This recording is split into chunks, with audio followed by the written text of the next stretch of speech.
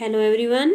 Yes, आज की video में हम महाभारत के चौथे, पांचवें और छठे दिन के बारे में पढ़ेंगे। चौथे दिन फिर युद्ध शुरू हो गया। चौथे दिन शल्य का पुत्र मारा गया। भीमसेन ने दुर्योधन के 8 भाइयों को मार डाला। दुर्योधन ने भी बाण लगाकर भीम को बेहोश कर दिया। अपने पिता की यह हालत देखकर घटोत्कच को क्रोध आ गया, गुस्सा आ गया और उसने भयानक युद्ध शुरू कर दिया। घटोत्कच के आक्रमण के आगे कौरव सेना टिक न पाई, इसलिए भीष्म ने युद्ध को बंद कर दिया और सेना लौटा दी। उस दिन भी दुर्योधन के बहुत सारे भाई मारे गए थे। संजय यह हाल वहीं बैठा बैठा धृतराष्ट्र को सुना रहा था, जिसे सुनकर धृतराष्ट्र बहुत दुखी हो गए। अगले दिन फिर दोनों सेनाएं फिर युद्ध के लिए तैयार हो गई और लड़ाई शुरू हो गई। शाम होते होते अर्जुन ने हजारों कौरव सैनिकों का जीवन समाप्त कर दिया। इसी तरह अगले दिन फिर युद्ध छिड़ते ही दोनों तरफ की जनहानि बड़ी तादाद में होने लगी, पर अंत में द्रोण ने तबाही मचा दी। दुर्योधन इस युद्ध में इस दिन बुरी तरह घायल हो गया, लेकिन कृपाचार्य ने बड़ी चतुराई से वह उन्हें ले गया और उनकी जान बचा ली।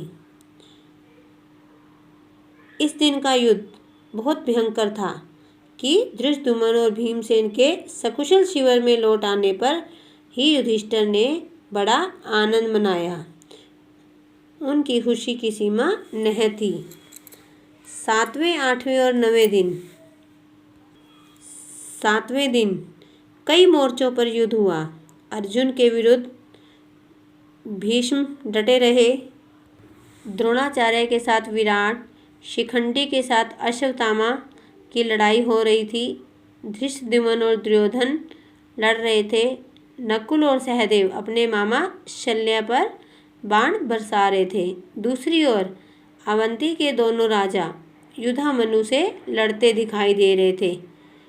दुर्योधन के 4 भाइयों की अकेला भीमसेन ही खबर ले रहा था। दूसरे मोर्चे पर घटोत्कच और भगदत्त में भयानक युद्ध हो रहा था। द्रोणाचार्य के साथ लड़ाई में विराट को हार खानी पड़ी। विराट कुमार उत्तर एवं श्वेतपहन पहले ही दिन की लड़ाई में काम आ चुके थे। 7वें दिन के युद्ध में तीसरे कुमार शंख ने भी पिता के सामने देखते ही देखते प्राण त्याग दिए थे।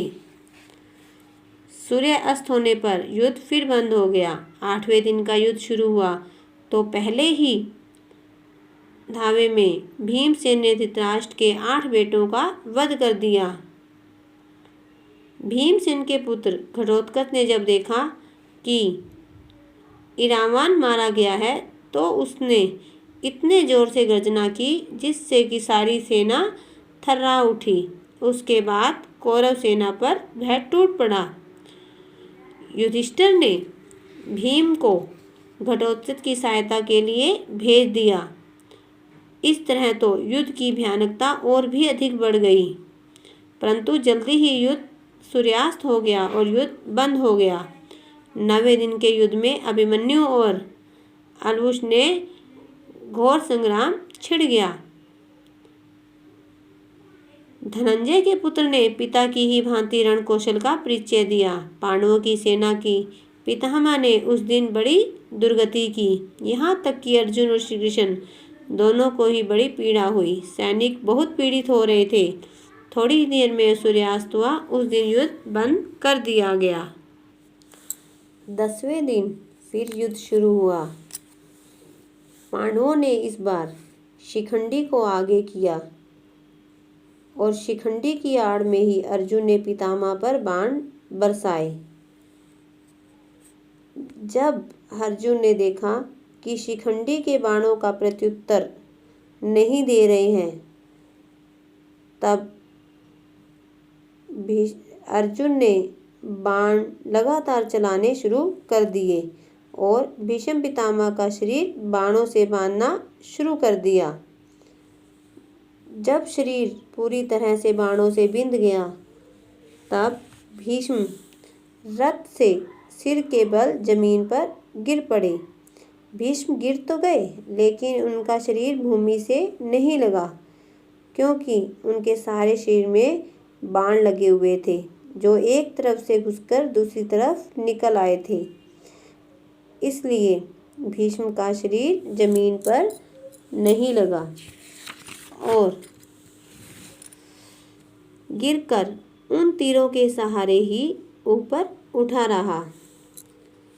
जब भीष्म का सिर नीचे लटक रहा था, तब भीष्म के कहने पर अर्जुन ने अपने तरकस से 3 तेज बाण निकाले और पितामह का सिर उनकी नोक पर रख कर उनके लिए एक तकिया सा बना दिया।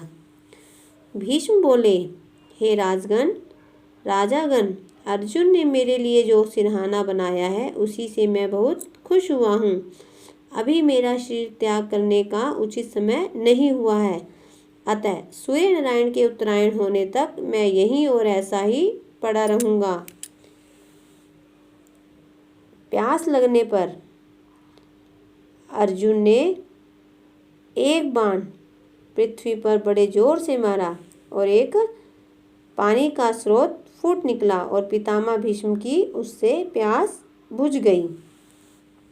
जब कर्ण को पता चला कि पितामह भीष्म घायल होकर रण क्षेत्र में पड़े हैं, तो वह उनसे मिलने के लिए आया। उसके माथे पर भीष्म को भय की लकीरें दिखाई दी। तब वे बोले कि मुझे पता है कि तुम कुंती पुत्र हो। मैंने तुमसे कभी भी द्वेष नहीं किया, अकारण ही तुमने पांडवों से वैर रखा। मुझे पता है शूरता में तुम कृष्ण और अर्जुन की बराबरी कर सकते हो। मैं तो अब भी कहता हूँ कि तुम उनसे मित्रता कर लो, लेकिन कर्ण नहीं माना। वो कहता है कि मैं अब दुर्योधन की मित्रता नहीं छोड़ सकता। पितामह भीष्म ने कर्ण को आशीर्वाद दिया। आशीर्वाद पाकर कर्ण वापस युद्ध क्षेत्र में लौट आया। यह देखकर दुर्योधन बहुत प्रसन्न हुआ। भीष्म पितामह के बाद द्रोणाचार्य को सेनापति बनाया गया। 5 दिन तक द्रोणाचार्यों के हाथों पांडवों की सेना बहुत सताई गई। उन्होंने पांडवों की नाक में दम कर दिया। दुर्योधन, कर्ण और दुशासन ने आपस में सलाह की कि हमें युधिष्ठिर को जीवित पकड़ लेना चाहिए। अगर ऐसा हो जाए तो बड़ा ही उत्तम है। दुर्योधन का उद्देश्य तो कुछ और ही था, यह तो उसका एक बहाना था। लेकिन द्रोण को जब दुर्योधन के असली उद्देश्य का पता लगा, तो वे बहुत उदास हो गए। उनके मन में दुर्योधन के प्रति घृणा पैदा हो गई। जब पांडवों को पता चला कि द्रोणाचार्य ने युधिष्ठिर को जीवित पकड़ने का निश्चय किया है, तो वे युधिष्ठिर की रक्षा का पूरा प्रबंध करने लगे। उन्होंने बहुत कोशिश की। धृष्टद्युम्न ने भी युधिष्ठिर को बचाने की बहुत कोशिश की, फिर भी द्रोण ने युधिष्ठिर को पकड़ लिया। यह चिल्लाहट गूंज गई कि युधिष्ठिर पकड़े गए हैं। अर्जुन ने युधिष्ठिर को बचाने के लिए हमला कर दिया। उनके हमले के कारण द्रोणाचार्य को पीछे हटना पड़ा। युधिष्ठिर को जीवित पकड़ने का उनका प्रयत्न विफल हो गया। इस प्रकार संध्या हो गई, शाम हो गई थी और बंद होने का समय हो गया था। कौरव सेना में भय छा गया। पांडव सेना के वीरों ने अपने भाई युधिष्ठिर को बचा लिया था। इस प्रकार 11वें दिन का युद्ध समाप्त हुआ। नेक्स्ट वीडियो में हम पढ़ेंगे 12वां दिन। इस वीडियो में, इस लेसन में जितने भी क्वेश्चन बनते हैं आपने राइट करने हैं और लर्न करने हैं।